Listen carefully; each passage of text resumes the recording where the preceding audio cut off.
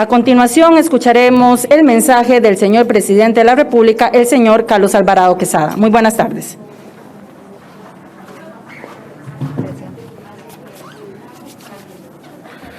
Muy buenas tardes a todas y a todos, a las personas que siguen esta transmisión, a los amigos y amigas de la prensa y a los distintos jerarcas de las instituciones de primera respuesta. El día de ayer, en horas de la noche, la Junta Directiva de la Comisión de Emergencias, siguiendo una recomendación de su presidente, don Alexander Solís, y después de haber hecho la evaluación de lo que fue el impacto de este fenómeno climatológico, elevó a mi persona la recomendación de avanzar con este decreto de emergencia. Esta recomendación es una recomendación a partir de los estudios de los diferentes técnicos y de la evaluación en primera instancia de los daños que ha ocasionado estas precipitaciones asociadas mucho con la crisis climática que se vive globalmente. Solo en el caso de Turrialba, en los últimos 8 años, hemos enfrentado 3 eventos extremos. Y esto, más que ser la excepción, poco a poco va siendo la norma. Por eso debe ser algo que esté en nuestras agendas y que sea crítico para Costa Rica. Este decreto de emergencia que recién hemos firmado cubre los cantones de la provincia de Limón, cubre Turrialba y Jiménez, cubre también Sarapiquí en Heredia, cubre Río Cuarto, San Carlos, Los Chiles, Upala, Guatuso, y lo que procura es tener 3 etapas según lo indica la propia ley de emergencias. Una primera etapa de respuesta, que es en la que nos encontramos, labores humanitarias, una etapa de rehabilitación y una tercera etapa de reconstrucción. Eso será lo que nos abocará en los próximos días, semanas y meses para proteger a nuestra ciudadanía. Dichosamente, en este momento las condiciones del clima están favoreciendo. Los equipos de todas las instituciones siguen trabajando en campo para llegar a esos lugares pocos que falta por llegar. Se sigue con el abastecimiento de alimentos y albergue para distintas personas en el territorio del país. Y las instituciones como el Ministerio de Obras Públicas y Transportes, el ICE, también el AIA, el Ministerio de Agricultura, están trabajando no solo rehabilitando los servicios que estuvieron interrumpidos por el fenómeno, sino también ya junto a la Comisión de Emergencias haciendo el recuento de daños y en coordinación con los comités locales de emergencia. Agradecer profundamente a las municipalidades, a sus alcaldes, alcaldesas y a los demás funcionarios, porque ellos también han estado en esta primera línea de atención protegiendo a sus ciudadanos y a sus ciudadanas. Quiero decir una cosa finalmente. Estamos enfrentando 2 emergencias al mismo tiempo. Estamos enfrentando la emergencia del COVID-19 y enfrentamos esta emergencia. Estamos recién prontos a iniciar agosto y la temporada de lluvia se extiende hasta noviembre. Como país tenemos que estar listos y listas, siempre siguiendo esas recomendaciones. Dichosamente, la semana que acabamos de concluir es la semana de más vacunación desde que inició la vacunación. En la última semana se logró vacunar a 381,000 personas y en los últimos 10 días a más de 500,000. Esta semana esperamos que lleguen más vacunas y el esfuerzo de vacunación continuará. A pesar de que hubo afectación por las lluvias, la anterior fue la semana de más vacunación y hemos visto el esfuerzo de muchísimas personas para que eso siga adelante. Mi llamado es que sigamos vacunándonos porque es el elemento central para que logremos salir de esa emergencia. Y en relación a esta, el Gobierno de la República ha dispuesto los mecanismos para, en primera instancia, dar fondos que permitan no solo atender los primeros impactos, sino lo que se vaya acopiando como necesidades urgentes que se van identificando. Por último, decir, esto tiene que ver con el cambio climático. Esto tiene que ver con la crisis climática. No podemos mirar a otro lado. Son años en que toda esta época hay muchas afectaciones y sobre todo a la gente más vulnerable. Costa Rica está en una de las regiones más vulnerables del mundo con la afectación del cambio climático y tiene que estar en el centro de nuestra agenda nacional, regional y global, porque esto nos empobrece más y esto afecta a la gente más pobre del país también. No podemos dar la espalda a una realidad que nos golpea con tanta contundencia. Mi pedido es: sigamos juntos en los diferentes frentes, luchando contra el cambio climático, luchando por la descarbonización, luchando por transformar el uso de hidrocarburos por fuentes de energía limpia y el resto de esa agenda que es clave, el ordenamiento territorial, la mitigación y la adaptación. Sin eso no lograremos salir adelante, pero tengo confianza en que lo podemos hacer. Costa Rica es líder mundial en esta materia. Somos admirados en esta materia. Somos reconocidos como el destino turístico sostenible por excelencia. Y ese mensaje tenemos que llevarlo a la práctica. Le agradezco de antemano a todas las instituciones, a todas las personas, a toda la ciudadanía que está respondiendo frente a estas dos emergencias. Solo trabajando, solo unidas y unidos lograremos sacar al país adelante, y tengo esa confianza. Costa Rica tiene la garra para salir adelante. Gracias. Muchas gracias al señor presidente. Saludamos a la viceministra del Ministerio de Agricultura y Ganadería, la señora Laura Pacheco, quien se ha unido a esta conferencia. A continuación, cedemos el uso de la palabra al presidente de la Comisión Nacional de Emergencias, el señor Alexander Solís, quien ahondará sobre los detalles de este decreto. Muy buenas tardes.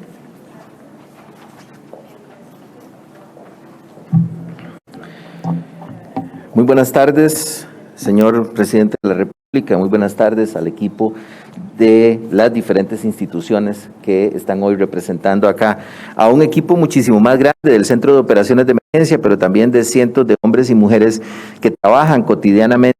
En este momento están trabajando en diferentes territorios, no solamente desde tratando de ganar acceso a poblaciones que no han tenido en los últimos días, sino también a quienes están en sus oficinas tramitando las compras que necesitamos urgentemente para poder ingresar a las comunidades, quienes están en los comités de emergencia haciendo trámites de créditos que estamos aprobando también para que puedan ingresar los alimentos a las diferentes zonas, y quienes están planificando que podríamos tener a partir de mañana, si el tiempo lo permite, para accesar también a comunidades indígenas en Alta Talamanca y en otros sectores del país, más bajas, donde también se está trabajando. Esto incluye no solamente personas de las instituciones, incluye personas de la comunidad, pangueros, pangueras, cocineras, cocineros. Ayer conocimos a Pelón, ¿verdad?, en Zigzaola, que estaba trabajando, personas que están en el albergue de Bribri, pero también un equipo de trabajo que está día y noche armando el puente modular que se está lanzando en el sector del Valle del Río La Estrella, que trabajaron hasta tarde, anoche, y donde no solamente hay personal del MOP, sino también que hay personal de otras instituciones, de sus cuadrillas de trabajo de otras instituciones. Mencionó el señor presidente los cantones principales que forman parte de este decreto de emergencia. Eso es parte del proceso de evaluación inicial de daños que se ha hecho, incluye aquellos cantones que están en condición de alerta roja, cantones que están en condición de alerta naranja en este momento, y en algunos casos, como por ejemplo en el cantón de Jiménez, que si bien es cierto no llegó a la condición de alerta naranja, pero sí tiene impacto importante. Este proceso inicia con una cuantificación de las pérdidas. Nótese que estoy hablando de cuantificación. En este momento tenemos una estimación preliminar de daños. Más de 100 escuelas han tenido impacto que va desde anegamiento hasta destrucción total, como el caso de la escuela La Colonia en el Valle de la Estrella, donde estuvo también ayer el señor presidente. Múltiples puentes que han sido reportados por los comités municipales de emergencia, pero que también fue constatado por el ministro de Seguridad ayer, sobre todo en los sectores de Boca Tapada, Cureña, Cureñita, donde el ministro de Seguridad ha estado trabajando, también en el sector de Turrialba, que desde el viernes ya se ha estado trabajando en esta evaluación, donde ayer estuvo también la primera dama con nuestro equipo de trabajo. y así sucesivamente en los diferentes cantones. Sarapiquí, por ejemplo, que fue también atendido ayer por el ministro de Desarrollo Social con el equipo de trabajo interinstitucional, donde hay más de 1.800 personas en albergues. Sarapiquí es el cantón que tiene más personas albergadas en este momento, de más de 2.600 personas que aún mantenemos en 49 albergues. En términos preliminares estamos hablando de acueductos, infraestructura de salud. Hay unos 3, 4 EBAIS que están operando en sitio alterno, a la espera de poder rehabilitar sus instalaciones. Como dije antes, más de 100 escuelas que han reportado algún tipo de afectación, 15 puentes que ya reportan daños y que posiblemente va a aumentar en las próximas horas conforme bajen las aguas y se pueda ingresar a los diferentes sitios. También aproximadamente 21 diques. Algunos de estos diques tienen tramos largos, como por ejemplo en Matina, hablamos de 5 diques en Matina de momento identificados. Algunos de estos diques pueden tener daños a lo largo de 1 o 2 kilómetros. Todo este tipo de impactos no se pueden enfrentar solamente, como mencionó el señor presidente, con lo que denominamos los primeros impactos para emergencias no declaradas. Por eso es que se requiere avanzar en la línea que el señor presidente lo ha mencionado en el decreto de emergencia. También es importante mencionar que hemos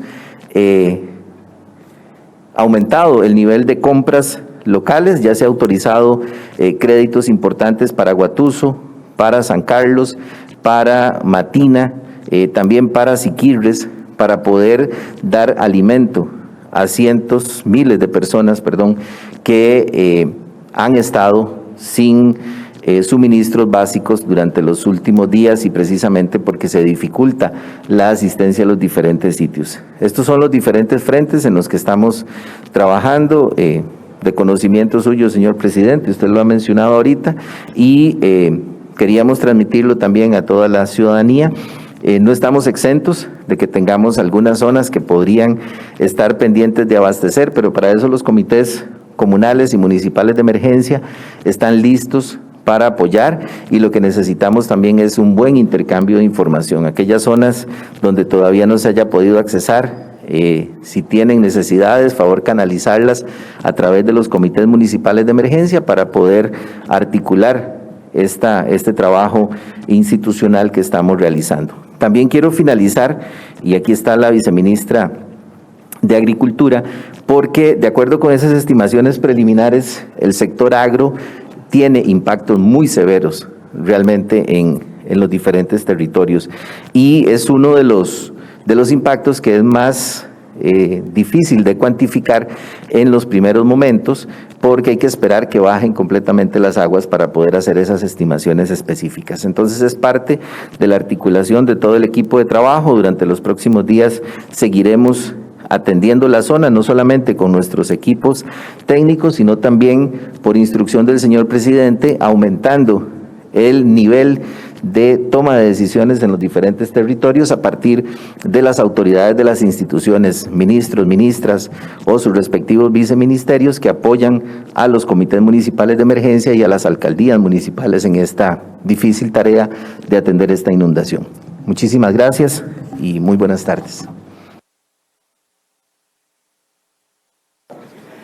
A continuación, el director del Instituto Meteorológico Nacional, el señor Werner Stolz, detalla la actualización del estado del tiempo para los próximos días. Muy buenas tardes.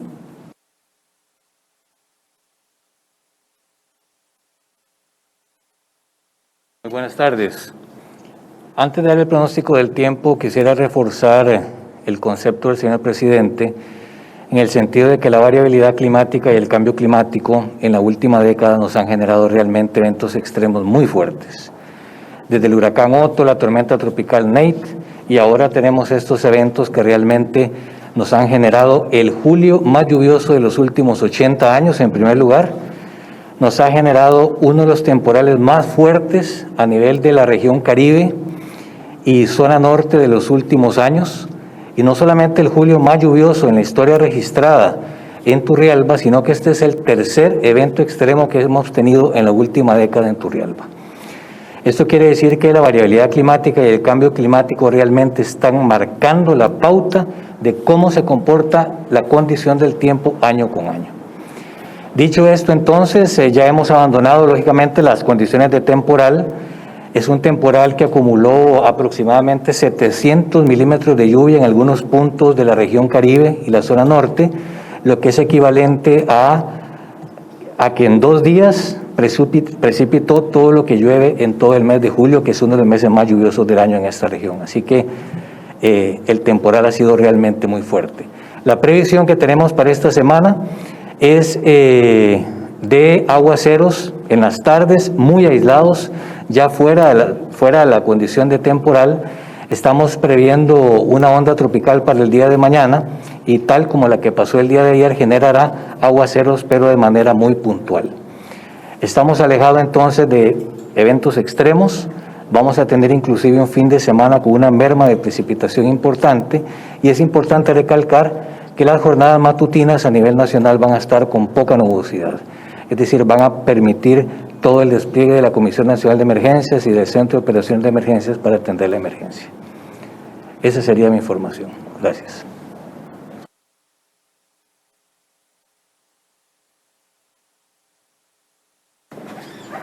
Saludamos a la directora de Vivienda y Asentamientos Humanos, Cintia Carpio, que se ha unido también a esta conferencia de prensa. Vamos a iniciar con el periodo de consultas exclusivas sobre el tema que nos convoca esta tarde. De los colegas anotados, si alguna tiene consultas exclusivas para el señor presidente, estaríamos iniciando con ellos.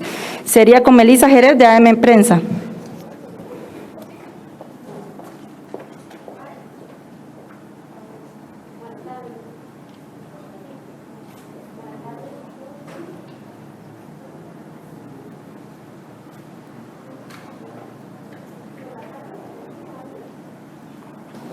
Sí, ok, perfecto. Gracias, buenas tardes a los señores jerarcas. Mi primera consulta para don Alexander Solís. Quisiéramos conocer si se han registrado casos de COVID-19 en los albergues o personas que ya habían dado positivo y tenían orden de aislamiento al momento de la emergencia y cómo se maneja la situación, si hay albergues exclusivos para los pacientes positivos. Y para don Carlos Alvarado, don Carlos, es notorio el descontento de la población con respecto a la crisis socioeconómica y el desempleo. Y ahora con las pérdidas de mercadería en los negocios, incluso de las estructuras de los negocios, las viviendas, queríamos saber cuál es el plan del gobierno para subsanar la situación y la crisis que se vive, que ya estaba previa a la emergencia nacional y ahora con este tema de los desastres. Gracias. Vamos a iniciar primeramente con las consultas del señor presidente. Adelante.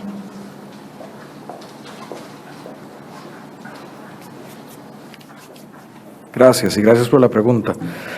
La estrategia tiene que ser trabajar y la estrategia tiene que ser mucha inteligencia y la estrategia tiene que ser reconocer el contexto en el que estamos.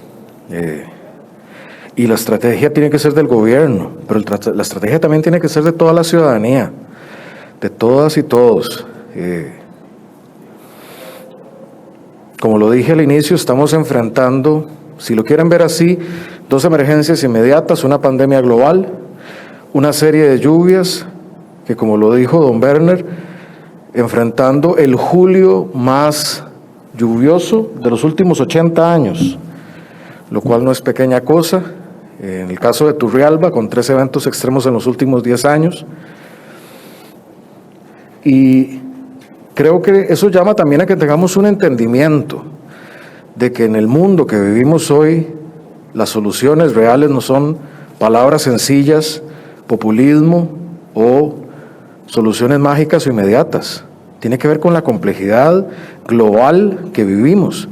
Hoy, esos que son nuestros principales fenómenos que nos afectan, tienen que ver con una pandemia que surge al otro lado del mundo, al parecer, con fenómenos globales por la contaminación global y los hidrocarburos. Por eso Costa Rica es líder en la descarbonización. Y tienen que ver muchos de nuestros problemas con nuestra propia responsabilidad de los 20 años, tanto en ambiente como en nuestras propias finanzas públicas.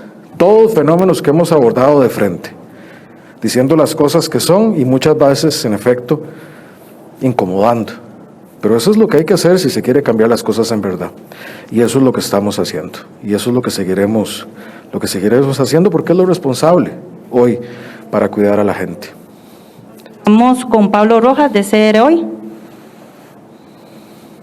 Buenas tardes, presidente. Sí, perdón. Creo que... Si no vas a quedar... Si no va a quedar aquí. Presidente, en la mañana usted habló 4 fuentes en las que se podría financiar esta situación. Una de ellas, usted mencionó un crédito de mitigación por cambio climático. Quería preguntarle sobre esta opción, si es con una entidad específica o si es algo que el país deba salir a buscar a ver quién nos puede ayudar. Esa es la primera, presidente. Y nada más la segunda, ¿qué reporte ha recibido usted del MOP sobre los contratos de conservación? Le pregunto porque hay un poco de confusión, y me incluyo, de si están activos, si no están activos. Y también le hago esta consulta porque obviamente va a seguir lloviendo y posiblemente tengamos eventos similares en las próximas semanas, los próximos meses, y lamentablemente pues podríamos enfrentar lo mismo que estamos viendo. Serían esas 2 consultas. Muchas gracias. Gracias. En relación al crédito, lo primero es una opción, no es una certeza hoy.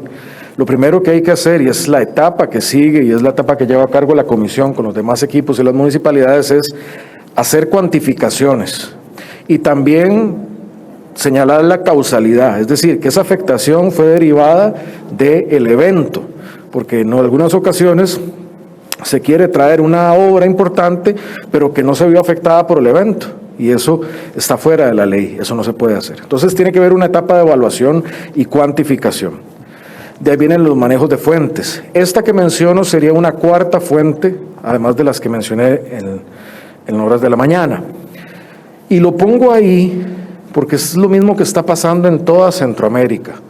Nuestros países tienen que estar invirtiendo, endeudándose y gastando recurrentemente por fenómenos del clima, muchos asociados con el tema del cambio climático. Nosotros no somos países emisores de gases como lo son otros países. Y sin embargo nosotros recibimos esos efectos y tenemos que pagarlo constantemente. El informe de la Contraloría es apabullante en los costos, que son los decretos actuales de emergencia que existen, sumados todos de los últimos años, que no deben superar una década, reúnen unos 700 mil millones de colones en inversiones. Esos son casi 2 puntos del PIB. Entonces, de nosotros tener que recurrir a esa ruta tiene 2 objetivos. 1, buscar financiamiento barato, para que esto le salga más barato al país. Pero 2, señalar que lo que ocurre en otras partes del mundo, la contaminación, eso está teniendo afectaciones aquí en Costa Rica. Tenemos que levantar eso, la voz. Yo por eso he insistido también en que aprovechemos y aprobemos la prohibición de la explotación y la exploración petrolera, porque así Costa Rica va a levantar la voz y decir, no más de esto, hay que cambiar este paradigma, hay que cambiarlo porque va a seguir sufriendo nuestra población.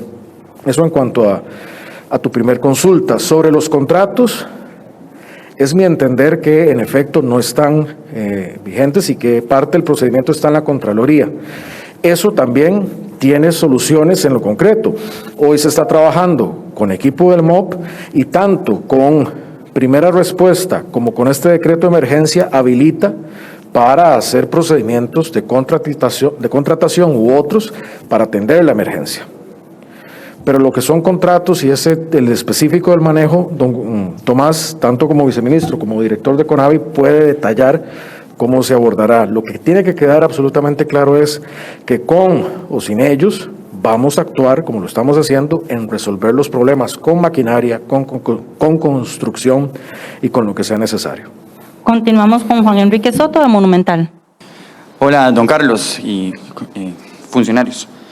Don Carlos, usted decía en esta respuesta que el crédito sería una 4ª opción de financiamiento para atender la emergencia. Sin embargo, pues usted la plantea y esto tendría que pasar por la Asamblea Legislativa, donde actualmente no hay pues un ambiente que podamos decir que es el mejor para que el gobierno esté en la solicitud constante de créditos. ¿Qué mensaje le daría usted a los diputados, tomando en cuenta pues que los créditos han sido minuciosamente revisados por parte de los diputados y le han puesto algunas condiciones adicionales y el gobierno estaría solicitando un nuevo crédito? Y lo otro, don Carlos, es que el Fondo Nacional de Emergencias ha tenido que ser utilizado incluso para atender la emergencia por la pandemia del COVID-19. Arrastramos todavía ETA, arrastramos todavía IOTA, incluso OTO y NATE. ¿Considera usted que este fondo tiene la robustez necesaria para hacer frente a esta emergencia y las posibles que se puedan dar? Porque incluso el Instituto Meteorológico Nacional decía que podíamos tener una previsión de 3 o 4 huracanes fuertes que nos podrían impactar en esta temporada. ¿Estamos con la robustez necesaria o había que inyectar recursos al Fondo Nacional de Emergencias? Gracias. Gracias por la consulta.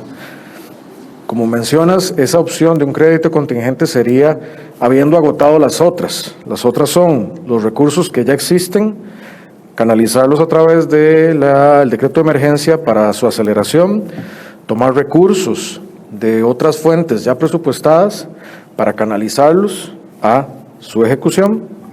Una tercera es lo que el espacio, parte, no todo, pero parte del espacio que hemos ganado con el buen manejo de la hacienda pública en abonos a la deuda, aplicarlo a la emergencia, esa es una tercera opción. Y llegado la necesidad, sí, buscar un crédito contingente con un organismo multilateral, por definir, buscando buenas condiciones, es decir, una buena tasa, un buen plazo, parecido a lo que se logró con el tren y el Fondo Verde, entendiendo esto en el marco de no una emergencia normal, sino ya temas sistemáticos del cambio climático y la crisis climática. Es ahí que moveríamos esa opción, agotando las otras opciones, y eso serviría, como mencionas, para financiar elementos que no estén a nuestro alcance. Y yo pienso que es algo que el Congreso vería con buenos ojos, porque son muchas comunidades que son representadas por diputados y diputadas los que palpablemente constatan esas afectaciones. Y, llegado ese momento también, el decreto de emergencia y sobre todo el plan de emergencia detalla con claridad cuáles son las intervenciones. Entonces no sería, llamémosle así, un cheque en blanco. Entonces yo, si fuera a llegar a eso, que no es el caso, porque no es el plan A, por decir así, si fuera a llegar a eso, creo que gozaría de un buen ambiente, porque es para y por la gente. Además, eso no sería exclusivamente ejecutado por este gobierno, sino que sería algo que estaría como herramienta, eventualmente, para un futuro gobierno, en este y los demás créditos. Es que eso aplica no para nosotros. Esas facilidades crediticias aplican para Costa Rica. Y el próximo gobierno, pues, yo no tengo un interés en que le vaya mal. Estas son herramientas que le quedan a quien venga a gobernar. A mí me interesa que le vaya bien, porque a mí me interesa Costa Rica, independientemente de cuál sea el nombre de la persona y el color de la bandera. Son herramientas buenas para Costa Rica, yo quiero que le queden a Costa Rica. De emergencias, lo del fondo de emergencias, si tiene la robustez. Bueno, el fondo de emergencias siempre tiene llamémosle una base contingente para eventos extremos, eso se tiene en este momento. El fondo de emergencia tiene la robustez para atender cosas inmediatas fuertes, pero para procesos de reconstrucción, como los que estamos hablando, sí hay que buscar fuentes adicionales de financiamiento. Y eso es una realidad, es decir, sí tenemos protección para cosas urgentes, pero también para reconstrucción o cambios tenemos que procurar recursos. Agradecemos la participación del señor presidente Carlos Alvarado Quesada, a quien en este momento procede a retirarse de esta conferencia de prensa.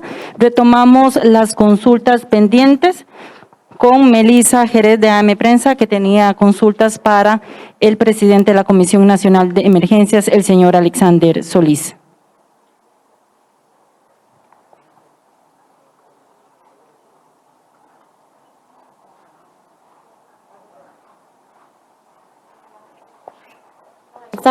Don Alexander, buenas tardes. Le reitero la consulta. Si se han presentado o se han registrado casos de personas positivas por COVID-19 en los albergues, o si ya había alguna persona con orden de aislamiento al momento de la emergencia, y si hay albergues exclusivos para estos pacientes. Gracias. Muy bien, no tengo reportes específicos de que haya algún brote o se haya detectado un caso positivo en albergue. Las personas cuando ingresan a los albergues tienen un tamizaje profundo. Se recopilan todos sus datos, se hace el análisis de signos, de síntomas de las personas que están ingresando y además hay un control sanitario permanente. Hemos visitado por lo menos 2 o 3 albergues en los últimos días e incluso hemos visto cómo en el albergue se organizan por burbuja social las diferentes familias y se mantiene un estricto orden. Además están siempre monitoreados por personal de salud. En la mayor parte de los albergues incluso se han complementado los esquemas de vacunación en los últimos días. Esto es algo que desarrolla la Caja Costarricense de Seguro Social y el Ministerio de Salud. Sí se evacuaron personas que tenían una orden sanitaria. Por lo menos el único reporte que tengo en este momento preciso es en Talamanca. Sin embargo, todos tienen la previsión para habilitar sitios específicos para COVID. Talamanca, por ejemplo, particularmente, por el caso del aislamiento, tuvo que habilitar un albergue específico para COVID porque no podían pasar a ese grupo de personas hacia Limón, donde tenemos un albergue general en el marco de la emergencia del COVID habilitado para casos positivos. Hasta donde conversé ayer con el equipo de Talamanca, ya las personas habían terminado su aislamiento y ya ayer el albergue estaba desinfectado y listo para contingencias en caso que aparezca algún caso positivo en alguno de los albergues y tenga que ser aislado ahí. Alexander, perdón, ¿cuántas personas habían en ese albergue que ya terminaron su orden? No tengo el número preciso, pero tengo entendido que era una familia, es decir, la persona positiva y unos contactos inmediatos, pero no tengo el dato específico. Gracias. Tal vez hacer la salvedad de que en caso de que estos albergues que se han designado para personas positivas también prevén el aislamiento de las burbujas, de los núcleos familiares y los contactos directos de la persona positiva. Gracias. Continuamos con Pablo Rojas de CEROI. Por favor, indicar a cuál jerarca estaría dirigida su consulta. No, es a don Tomás, ahora que el presidente me explicaba un poco el tema de conservación vial. Tal vez, don Tomás, si me puede explicar cómo estaba el asunto ahorita, cómo están manejando estas situaciones. Y le pongo un ejemplo muy puntual. Digamos, por ejemplo, si en una comunidad o en una ruta nacional ahorita se colapsa un puente, ¿cómo es que se atiende, digamos, cómo se atendería? Y si tienen los recursos necesarios, por lo menos, para atender estos casos puntuales que ocurrieron en estos días. Buenas tardes, Pablo.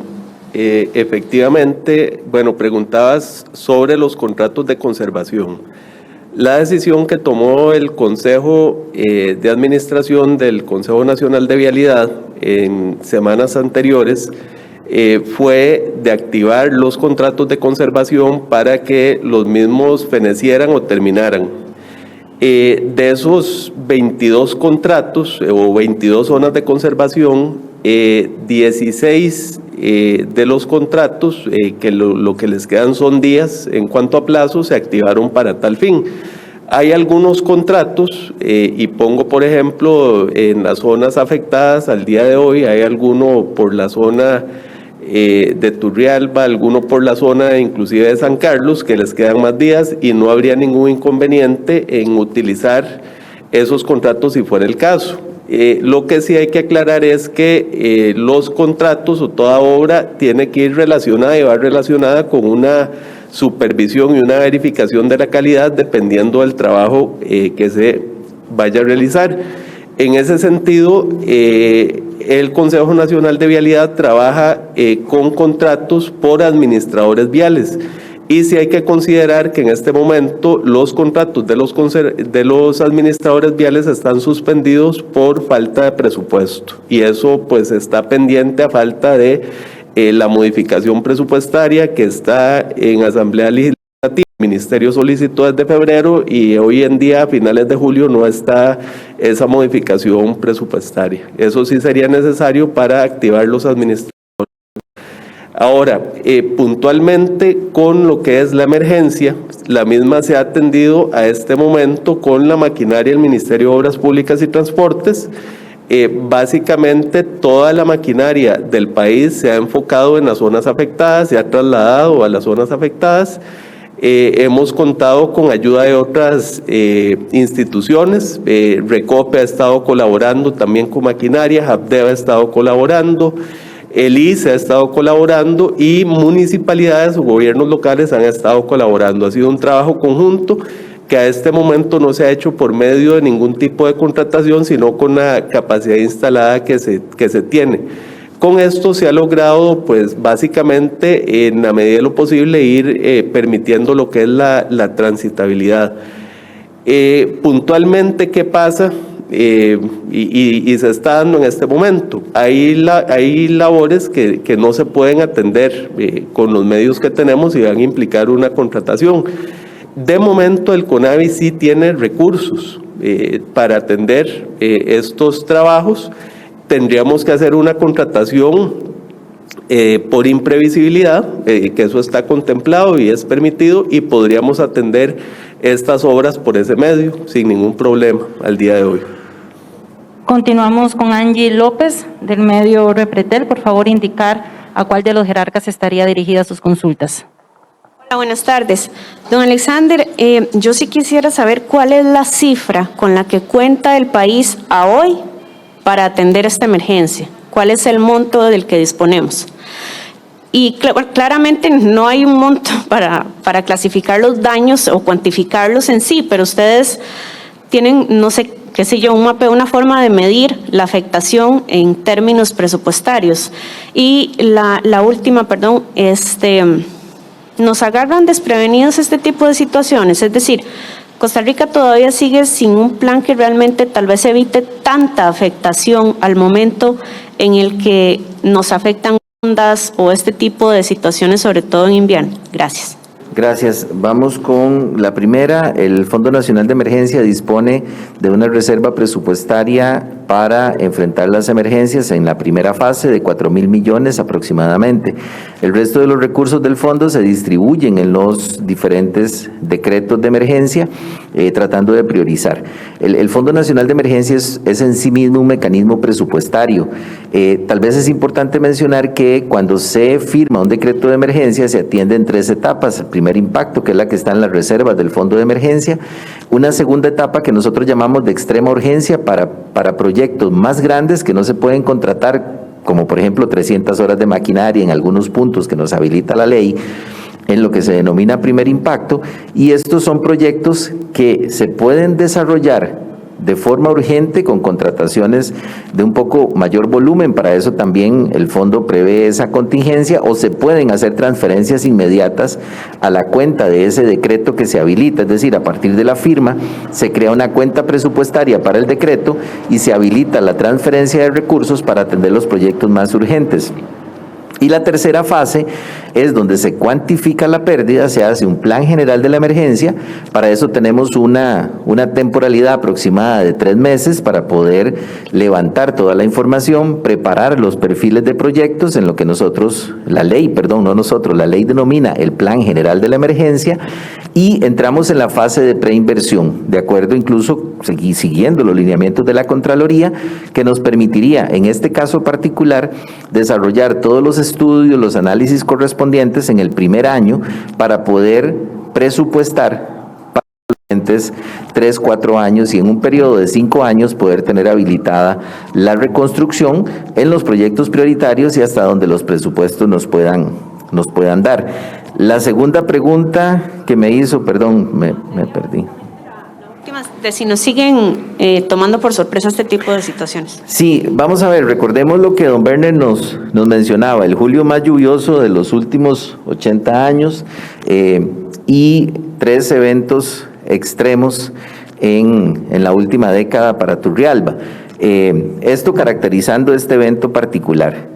También aquí yo, y me disculpo con don Berner, pero él podría ampliar con muchísima más propiedad. Yo lo voy a hacer desde la óptica de un planificador para emergencias o de un gestor de riesgos. Los eventos del Caribe, insisto, don Berner me puede ampliar, los eventos del Caribe tienden a desarrollarse muy rápidamente y además nos comienzan a afectar como que en la tarde, aumentan durante la noche, madrugada, y llueve mucho en la mañana. Los eventos del Pacífico tenemos más posibilidades de darle seguimiento de acuerdo a los reportes del Instituto Meteorológico, y como que evolucionan más progresivamente. Eso es lo que nosotros analizamos desde nuestra perspectiva en la preparación, en la emisión de las alertas. La preparación del país tiene dos componentes. Uno que es, vamos a ver, más bien la resiliencia del país, es decir, la capacidad que tenga para enfrentar estos eventos, tiene dos componentes. Uno que tiene que ver eminentemente con preparación para la respuesta y el otro tiene que ver con todos los factores de gestión de riesgo, que incluyen no solamente los instrumentos más fuertes de la prevención, como la normativa, la regulación del territorio, las características, la regulación del uso del suelo, las características constructivas, sino también los elementos de mitigación que tienen que ver con las obras. Y un componente muy importante es la percepción que tengamos de eso, ¿verdad? Porque también, Werner lo dijo ahora, julio más lluvioso de los últimos 80 años. Entonces la primera pregunta es, ¿quién se acuerda del julio más lluvioso de los últimos 80 años? Eso nos lleva prácticamente a un grupo de personas que son nuestros adultos mayores, pero que además estaban muy pequeños en esa época. Y esa memoria histórica no la cultivamos, no la trasladamos a nuestras generaciones. Y entonces eso es parte de lo que configura esa ecuación de riesgo. Hace un par de años nos presionaban bastante para que liberáramos las medidas restrictivas que hay sobre el barrio La Fuente, por ejemplo, en Corredores.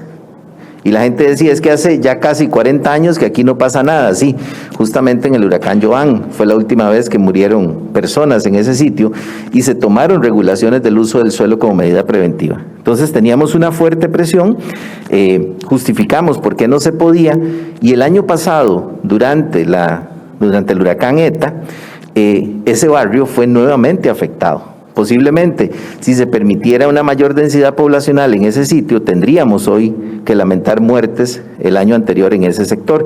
Entonces, todo esto forma parte de ese proceso de preparación.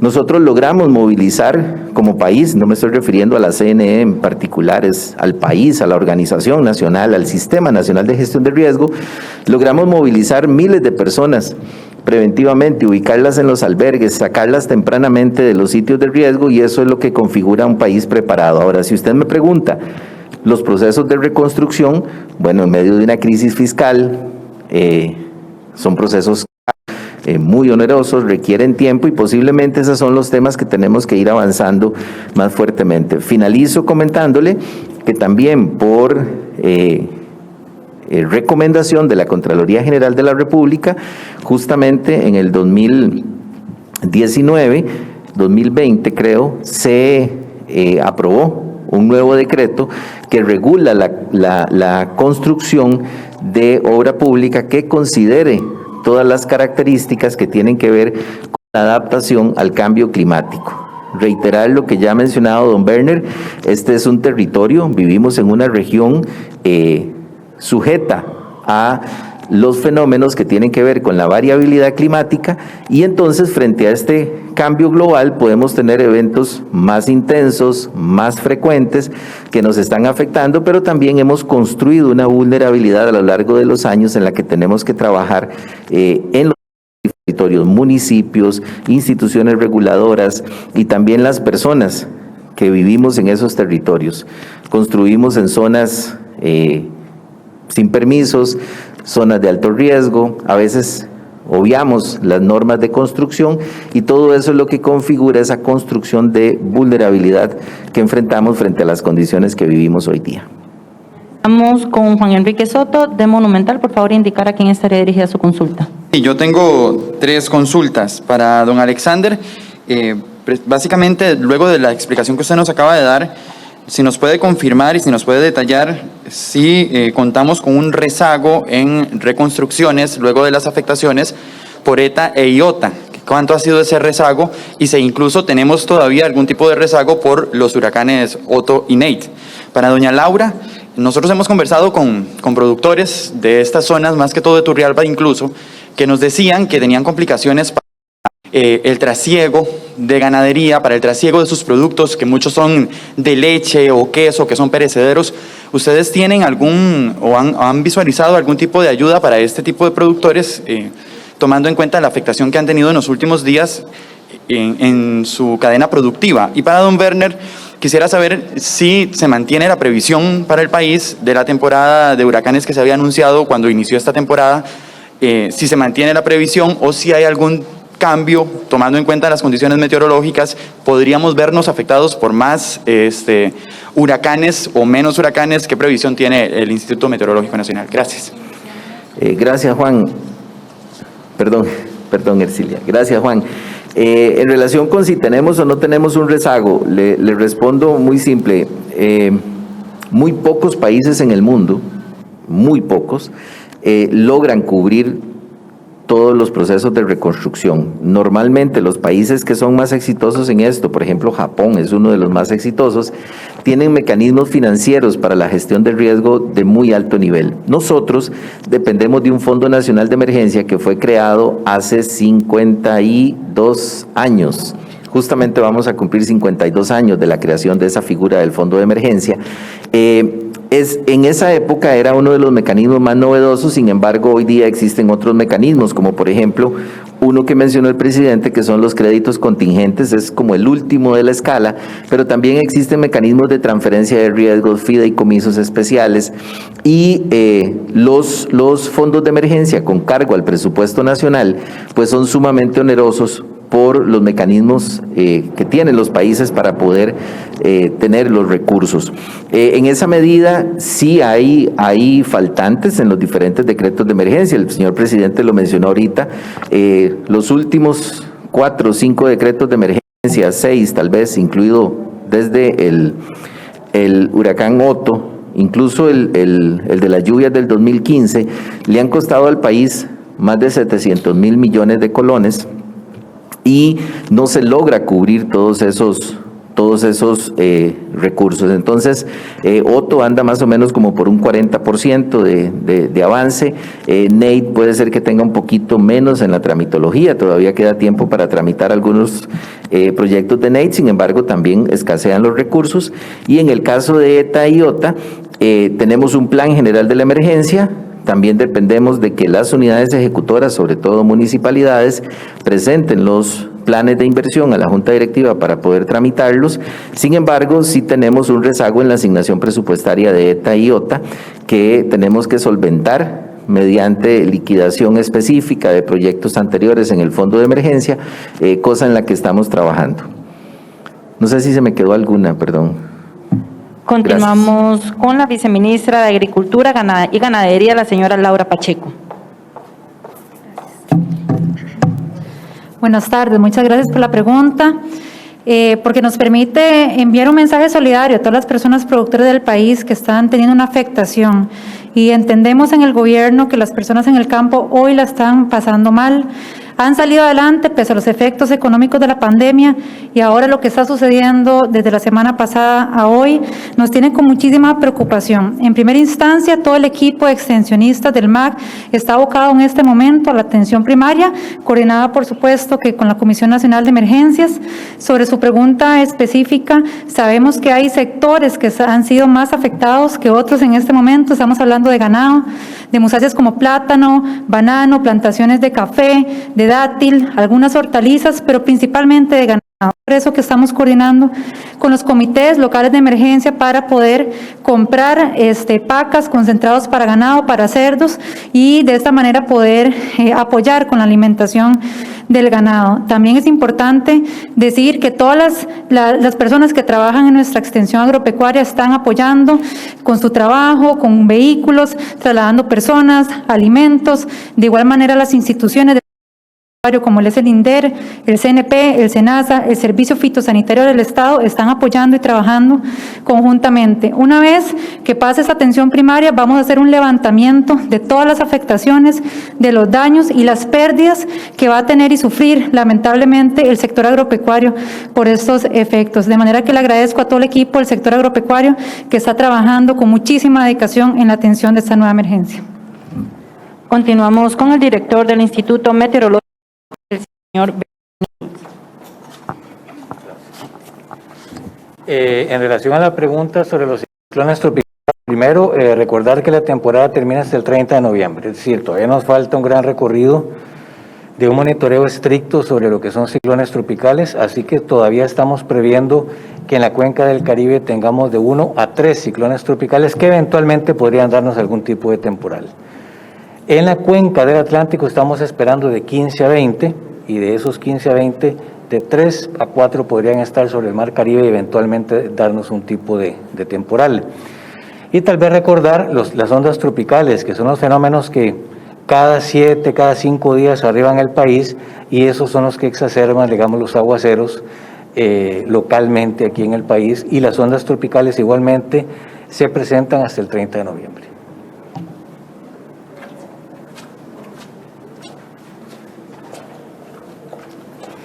Damos por concluida esta conferencia de prensa, no sin antes agradecer la participación del presidente de la Comisión Nacional de Emergencias, el señor Alexander Solís, al viceministro de Obras Públicas y Transportes, el señor Tomás Figueroa, a la viceministra de Agricultura y Ganadería, la señora Laura Pacheco, a la directora de Vivienda y Asentamientos Humanos, la señora Cintia Carpio, al director de la Fuerza Pública, el señor Daniel Calderón, al director del Instituto Meteorológico Nacional, el señor Werner Stolz, al director del Benemérito Cuerpo de Bomberos, el señor Héctor Chávez, al director de Gestión de Riesgos de la Cruz Roja, el señor Jim Batres. Agradecemos su sintonía.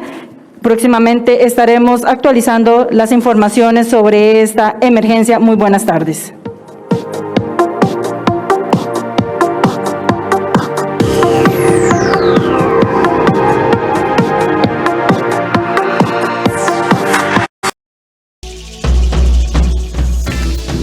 A continuación, Soluciones del 13.